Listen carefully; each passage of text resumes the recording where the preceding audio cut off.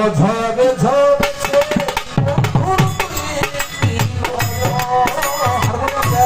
অঝরে ঝরছে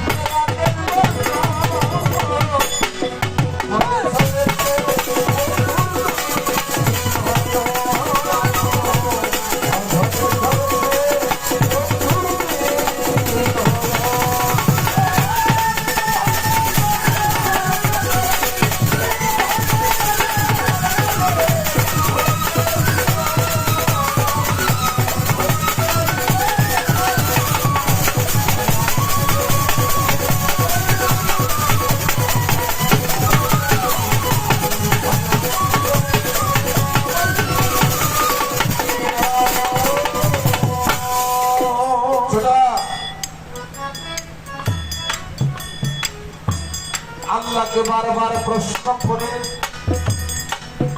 মাবুদ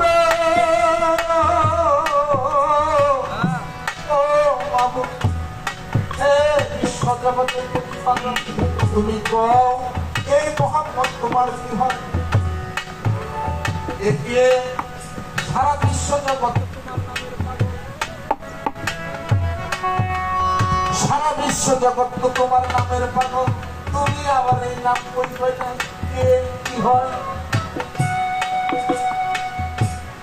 ওনার প্রশ্নের জবাব আমার দিতে হয়। মাত্রকে জিব্রাইলকে প্রশ্ন করলো, আল্লাহ তোমার কি হয়? জিব্রাইল সংবাদ নিয়ে আসলো, আয়েশা তায়েবের মাঝে পায় নাই। নবীজি কোথায় গেল? পদচিহ্ন মুবারক দেখে দেখে জিব্রাইল অগ্রসর হইল, যাইয়া দেখে নবীজি আমার উম্মে হানির ঘরে। হ্যাঁ বাবা, মেরাজ 3 প্রকার: শাস্ত্রীক, তাত্ত্বিক, আধ্যাত্মিক। মেরাজ, মেহরাজ, মিরাজ। শাস্ত্রীক, তাত্ত্বিক, আধ্যাত্মিক। বাবা বাবা সাধুগুরু বসে হঠাৎ করে মনের মধ্যে একটা অশান্তি অশান্তি প্রয়োজন, শান্তি প্রয়োজন। হঠাৎ করে আমার আমাদের বাড়িতে একটু যাই, কি অমুক ভক্তের বাড়িতে একটু যাই, অমুক জায়গাতে একটু ঘুরে আসি। তাইলে সে কে? তাইলে নিশ্চয় আমার রবীন্দ্রচন্দ্রের অধীনগটের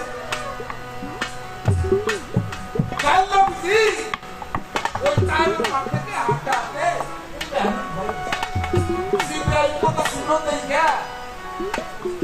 হাঁটতে দেখে ঘরের ভিতরে আছে, বোঝা যায় ঘরে ঢুকছে, দরজা পায় না, যে কোনো ভাবে ঢুকছে।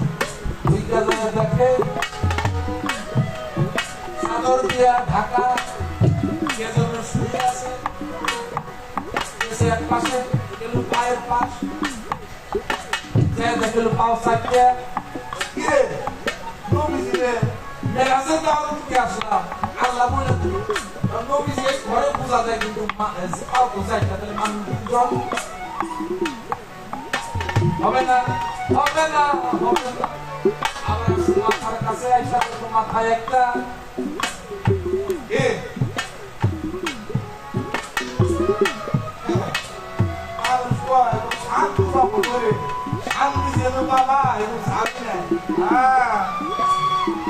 গুরু পূজার কাছে আসতে হয় শান্তির জন্য।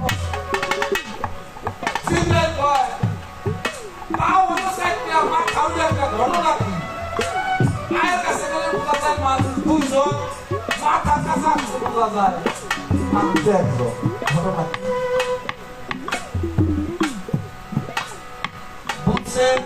মানুষ দুইজন, একে ইশারায় বুঝা গেছে নবীজির যেই পা মুবারক, সেই পা মুবারকের মধ্যে বিড়ালের রূপ ধরিয়া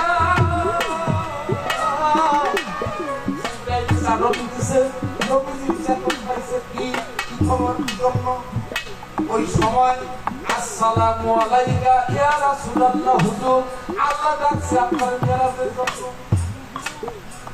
আপনার মেরাজে যেতে হবে। আল্লাহ খুশি হয়েছে, আবার একটু চোখে ধরো ধরো ধর। আল্লাহ ডাকছে, আল্লাহ সাথে বিচার করবো। আজকে যদি আমার মা বেঁচে থাকতো, বাবা যদি বেঁচে থাকতো, কতটা খুশি হইতো। আমি আল্লাহর সাথে জিজ্ঞাসা যাব, এই কথা যদি আমার মা বাবা শুনতো, কতই না খুশি হইতো। এই জন্য চোখে জল। জিব্রাইল প্রশ্ন করতে, ইয়া রাসূলুল্লাহ, আপনার চোখে জল কেন? এত সুন্দর সুসংবাদ নিয়ে আসছি, আপনার চোখে জল কেন? জিব্রাইল কাছে তখন নবী বলল, জিব্রাইল রে,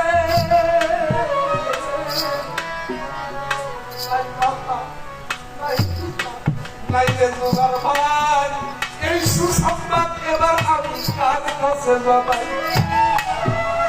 দেখবে আমার সুখ কাকে দেখাবো?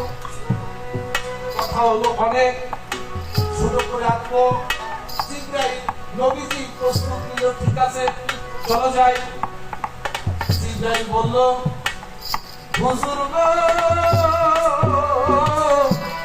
আপনি তো এই ঘরে সাত রাত যাপন করলেন, কার সাথে?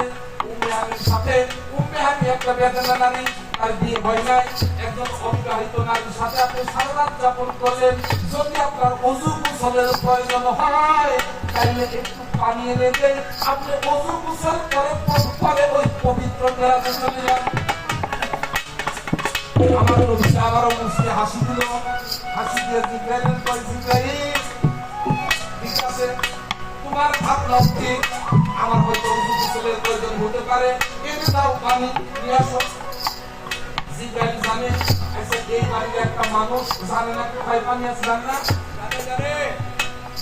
জিব্রাইল জানে যে অমুক জায়গায় পানি আছে, পানির জন্য শুকনা পানি নাই, আরেক জায়গায় আছে পানি নাই, আরেক জায়গায় কোনো পানি নাই। ওই মক্কা নগরীর কোথাও জিব্রাইল পানি খুঁজে পায় না। জিব্রাইল ভাবতে লাগলো, অবাক হয়ে গেল, এই পানি কোথায় গেল, কোথাও পানি খুঁজে পায় না। অবশেষে জিব্রাইল চিন্তা করে আর জঙ্গলের কূপের পানি তো কখনো শুকায় না, চলে গেছে সেই কূপের ধারে, দেখে পানি আসছে, যতই হাত নিচের দিকে যায় ততই পানি নিচের দিকে চলে যায়। আস্তে আস্তে আস্তে আস্তে জিব্রাইলও নিচের দিকে যায়, গর্ত বের হলো তিনটা, সব জায়গায় তিনের খেলা। এই তো তিনের খেলা, আ রে উ আলিফ লাম মিম, ব্রহ্মা বিষ্ণু শিব, সৃষ্টি রক্ষা ধ্বংস, উদারা মুদারা তারা, সব জায়গায় তিনের খেলা। তিনটা গর্ত হইল ইসিম জিসিম তাওয়াজ্জা। এই তাওয়াজ্জুর গর্ত দিয়া জিব্রাইল ঝুঁকা পড়লো পানির জন্য। দেখে পানির একটা বড় নহর আসতেছে, জিব্রাইল ভাবতে লাগলো দুনিয়ার কোথাও আমি পানি পাইলাম না, এখন এই নহর ধরে পানি কোথা থেকে আসে, আমি না দেখে যাব না। চলে গেল, নিচ থেকে পানি আসতেছে, জিব্রাইল চলতে লাগলো, যাই দেখে একটা ঘর, সেই ঘরের একটু আমরা বলি তেরা, তেলের নিচে বা দরজার নিচ দিয়ে একটু পানি আসতেছে। জিব্রাইল ভাবতে লাগলো এই ঘরের থেকে পানি আসে, এই ঘরে কি আছে আমার তার দেখে যেতে হবে। ঢুকলো ঘরের ভিতরে, প্রথমে ঢুকতে পারে না, আল্লাহ ডাকলো, আল্লাহ এই ঘর আমি তো ঘরে ঢুকতে পারতেছি না, আল্লাহ বলো এই কথা কো, তাহলে দরজা পাই না। দেখে আবার ওই রকম সাদা চাদর ঢাকা শুয়ে আছে, তার কনিষ্ঠ আঙুল থেকে এক ফোঁটা রক্ত ঝরতেছে। ওই এক ফোঁটা রক্ত মাটিতে পড়ার সাথে সাথে 70,000 পানির ফোঁটার সৃষ্টি হয়। সুবহানাল্লাহ। জিব্রাইল ভাই এত দূর আসা ঘরের ভিতরে সাদা চাদর ঢাকা শুয়ে আছে, তার কনিষ্ঠ আঙুল থেকে এক ফোঁটা রক্ত ধরে, সেই এক ফোঁটা রক্ত ধরে মাটিতে পড়ার সাথে সাথে 70,000 পানির ফোঁটার সৃষ্টি হয়। এই আঙুল কারাবার দেখতে হবে। চাদর উঠা করছে, দেখেন সুবহানাল্লাহ, সুবহানাল্লাহ, সুবহানাল্লাহ। জিব্রাইল অবাক হয়ে গেল, আসলাম কত দূরে, এনে নবী পুনরায় আসলাম না, ও নবী অন্য কোনো রাস্তা দিয়ে শুয়ে রয়েছে। জিব্রাইল একটা পাখা দিয়া আমাদের সাধারণ মানুষের 70,000 বছরের রাস্তা এক পলকে যাইতে পারে কি? জিব্রাইলের পাখা মারি দিয়া ঠিক নবীজিকে যেখানে রেখে গেছে ঠিক সেখানে আবার চলে আসে, আইসা দেখে নবীজি পানির অপেক্ষায় বসে আছে। সুবহানাল্লাহ, সুবহানাল্লাহ, বসে আছে। আবার দৌড়ে চলে গেছে ওই ঘরে, যে দেখে পানি ভরতেছে। জিব্রাইল আবার চলে এসে বলে আসছিল, আমার আর বুঝতে বাকি, হুজুর আমার ভুল হয়েছে। নবীজি মুস্কে হাসি দিয়া কয়, যার জন্য সৃষ্টি সংসার, জিব্রাইল তুমি বলো তার নাকি পানির দরকার। জিব্রাইল আমি নবীরা হলে পানি হইতো না, এই ওযু আসতো না, নামাজ আসতো না, পূজক খেত জান্নাত যত কিছু বলো কিছুই পৃথিবীতে আসতো না। হ্যাঁ আমার বন্ধু দরকার। এই জন্যে একটা গান লেগেছে, আমরা সবাই ইমানদার, ইমানটাই নবী সরদার। ওই ইমান দিয়ে মুসলমানরা কিসের ধর্ম করে? নামাজ লইয়া, নবী তুইয়া নামাজ লইয়া যাই নাকি বাবারে? নবী না আসলে নামাজ হতো না, নামাজ লইয়া পাগল হয়েছে, নবীর খবর নাই। জিবরাইল আইসা নবীর কামড় বলছে, হুজুর গো, আমি বলছি আমার আর বোঝার বাকি নাই। দৌড়ে আল্লাহর কাছে চলে গেছে, আল্লাহ আমি একে দেখলাম, আল্লাহ এখানেও নবী ওখানেও নবী, আল্লাহ তাহলে কার নাম করতেন? এই মোহাম্মদ, বিশ্ব মোহাম্মদ। আল্লাহ মুসকে হাসি দিয়ে কয়, জিবরাইল রে, এবার শিখাইছ না? আরো দেখবা আরেকটা ঘটনা ছিল পরে কোনো নবী গেলা।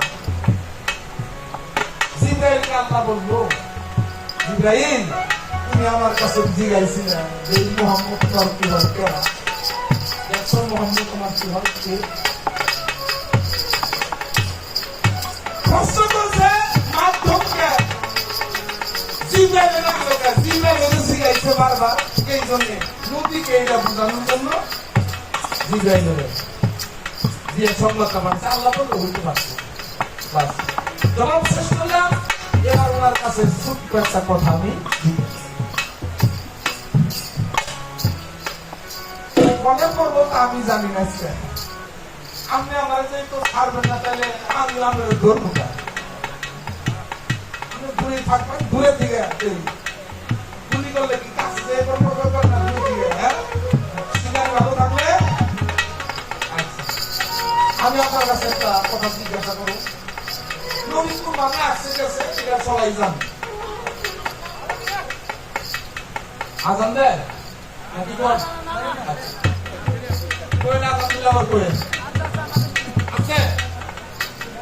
আমি আপনার যেভাবে মায়ের গর্বে গেছি ওখানে ছাড়ো নাই, যেভাবে আসছে ওভাবে আসুন, আলাপ শেষ। কোন আমরা জানি, অনেক শুনছি। তো আমার কথা হলো, দয়াল নবীজি যে ঘরে জন্ম দিছে, আচ্ছা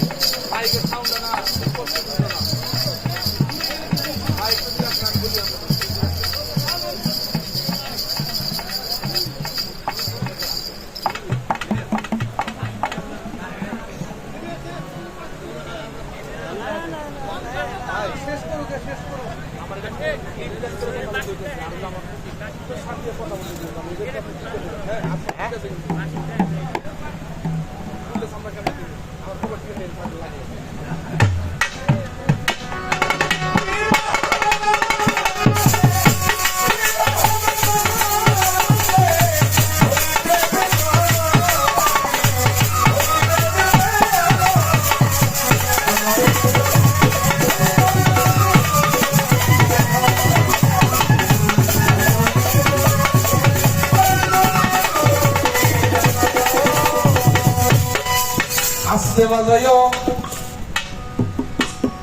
প্রশ্ন আমার কি, সাধারণ নারী মায়েরা যদি সন্তান প্রসব করে তাই বাজায় না? যাই রে, একজন যায়, দুইজন যায়, দরজা দেওয়া, আরেকজন পাশে মুরব্বী, উনি ভালো থাকে, ওই দুইজনের বিপরীতে যায়, বুঝি তুমি একটু আহ নাকি না? হ্যাঁ, তিনজন গেছে, তারপরে সময় একটা চলতেছে না, ওই বাড়ির আরেক চাষি মুরব্বী আরেকটু ভালো লাগে, ওই ভিতর দিয়ে তিনজনের কথা অন্য বুঝছে, ওই চাষি থেকে তুমি একটু হাসতে তিন চারজন হলে যখন দয়াল নবীজি যখন মহামেনার গর্ভ থেকে এই পৃথিবীতে আসবে, চারজন দাইমা ছিল। নবীজি তারা প্রমাণ করে চারজন দাইমা ছিল, চারজন দাইমায় হাতে করে চারটা জিনিস নিয়ে গেছিল। আমি জানতে চাই এই চারজনের নাম কি, কে কি নিয়ে গেছে? নিয়ে যেতেছে বেলা নিয়েছি, এটা কারণ আছে বাজাবো, বাজায় গান গাবো, নিয়েছি গান গাবো, কি পানি নিয়েছি, বলে শুকাই গেলে খাবো, আছে না? চারটা জিনিস নিয়ে গেছে, চারটা কারণে। কি কারণ, চার জিনিস কি, ওই চারজনের নাম কি? একটি প্রশ্ন, আরেকটি প্রশ্ন। নবী যখন এই পৃথিবীতে আসে, ওই ঘরের মধ্যে একটা গর্ত হয়েছিল, একটা গর্ত হয়েছিল। আমি একটু জানতে চাই এই গর্তটা হওয়ার কারণ কি? এই তিনটা কথা আপনি সুন্দরভাবে জবাব করবেন।